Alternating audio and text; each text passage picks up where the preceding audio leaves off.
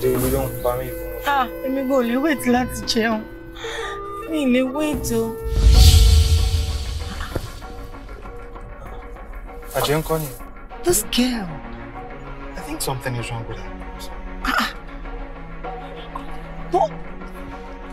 Kí ló ń ṣẹlẹ̀ pẹ̀lú girl yìí? Babe, ṣé o lè believe pé ọmọ yìí nígbà tá a wà ní school lóòótọ́ ó kéré but she was very sharp. Ọ̀rọ̀ dá lẹ́nu ẹ̀ ó gbọ́ Yorùbá, you know? But bó ṣe wá ń wò sùn díẹ̀ yìí, I really do not understand it. Wo bó ṣe. Abúlé dẹ̀ lélẹ̀ yìí sí yìí, àgbo lásán lọ́ máa fún ọmọ. She needs medical attention.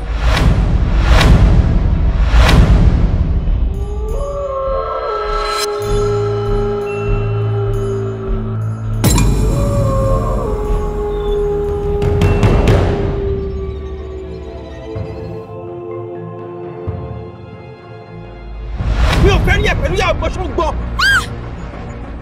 Kí ni ẹ? Ó ti sick. Ta ló wà lẹ́yìn ẹ?